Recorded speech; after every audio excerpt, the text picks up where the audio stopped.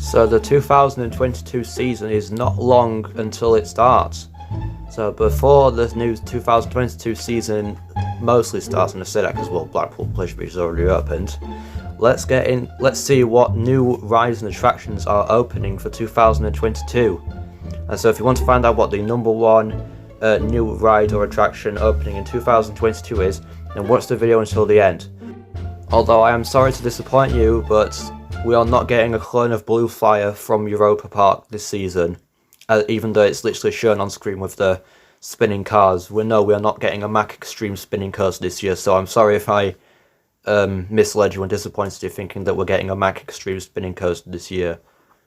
This footage is here for a reason. I'll explain that in a few moments.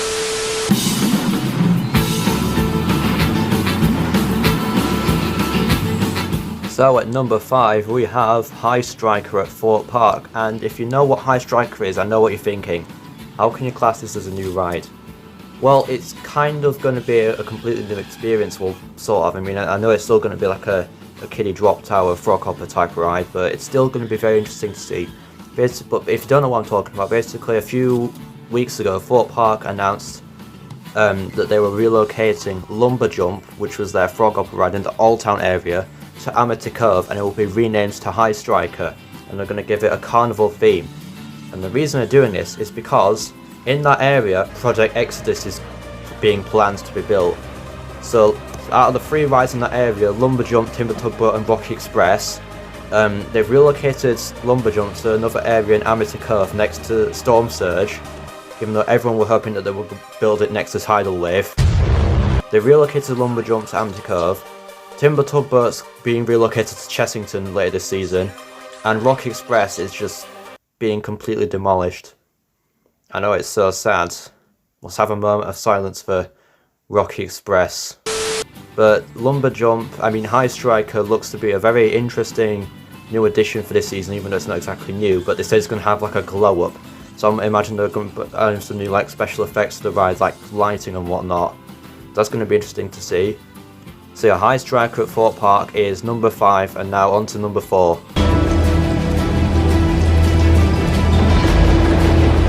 So at number 4 we have Farmyard Flyer at Prestons Park, and now this ride is once again another roller coaster coming to Prestons Park later this season. And this is kind of insane because Prestons Park, it wasn't that long ago, it was literally last season that they got Tornado Springs, and now they're already expanding Tornado Springs by adding another new roller coaster. I mean, granted, Farmyard Flyer isn't as on the scale as something like Storm Chaser, but it's still a good new family coaster. I mean, the level of theming they've gone to once again is phenomenal. That ride vehicle looks amazing. It kind of reminds me of Barnstormer at Walt Disney World a little bit. But it looks a really amazing family coaster. It's a zero force coaster, and it looks like a lot of fun, and it's a welcome new addition to Prestons Park. So yeah, Farmyard Flyer at Prestons Park is number 4, and now on to number 3. At number 3 we have Enzo at Blackpool Pleasure Beach. And this new addition is kind of an upgrade to Icon, their already existing roller coaster that they built back in 2018. And basically what they're doing new for this season is they are adding spinning cars onto the back row of Icon. So you'll be able to experience the thrill of Icon, which is already an incredible coaster, while spinning 360 degrees. And it looks absolutely incredible. Obviously, Blackpool Pleasure Beach's season has already started, but Enzo has not officially opened to the public yet. The reason for this, I'm not sure what the reason is, but they're saying it could open potentially in Easter holidays or maybe even in the summer. But I'm thinking it could open in like the summertime, possibly. And there's been a lot of hype over it, but at the same time there's also been a lot of concern, because people are actually wondering whether they have to build like a separate queue for this ride, or if they're going to have to queue in the same queue as a normal ride for Icon. And also they were worrying as to whether it's going to be an upcharge attraction. And unfortunately recently Blackpool Pleasure Beach have confirmed that Enzo will be an upcharge attraction. I know, so unfortunately we won't all be able to ride it. Unless you can afford it, then if you can afford to ride Enzo, then great, go enjoy it, because I wish I could.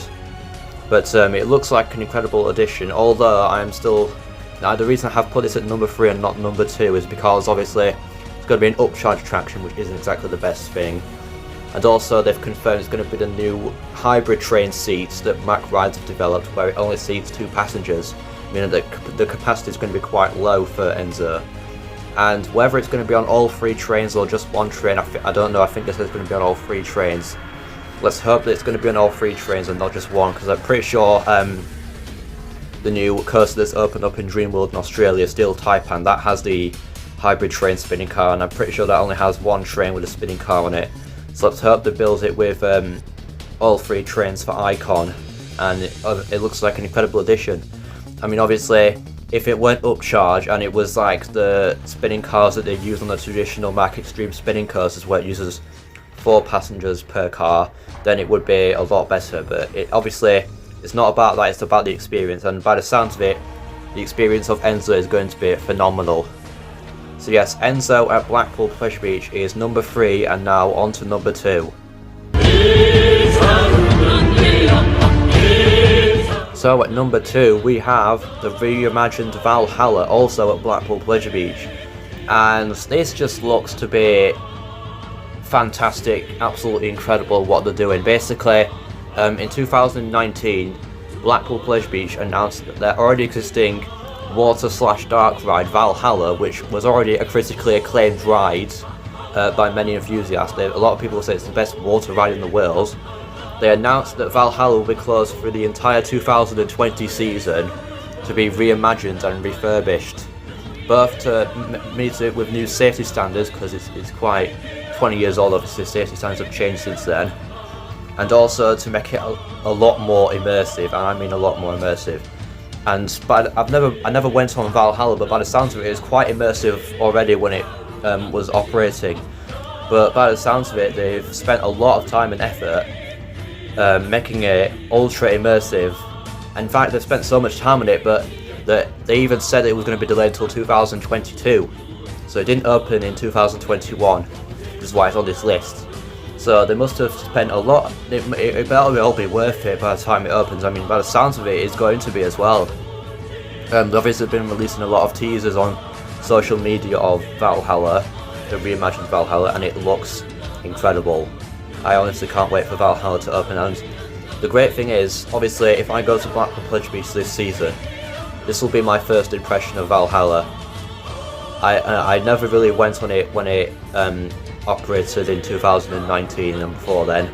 I don't know why, but hopefully if we go to Blackpool Pleasure Beach this season, I will try to go on the ride, even if the queues will be quite long. But I just really can't wait for this ride to reopen to the public. So yes, the reimagined Valhalla is at number 2, and before we get to number 1, please make sure to like and subscribe, comment what you'd like to see in the next video. And now, finally, on to number 1. So we have now reached number 1, and the number 1 new ride opening in 2022 is Inversion at Flamingoland. And obviously this ride has been long anticipated for the past 2 years now.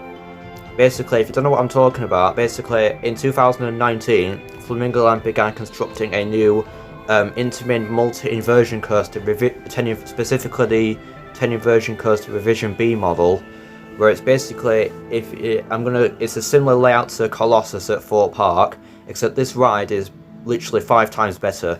It's taller, faster, and slightly longer than Colossus. It's got smoother track, so it's not as rough. It's got a cable lift hill instead of a chain lift hill, and probably one of the best features about it, obviously it's got a steeper drop than Colossus, and obviously probably the best feature about it is that the trains have lap bars, rather than on Colossus where it has the over-the-shoulder restraints. So imagine the trains on Icon where they have like lap bars that you pull down. It's going to be like the trains for Inversion are going to be like the trains on Icon.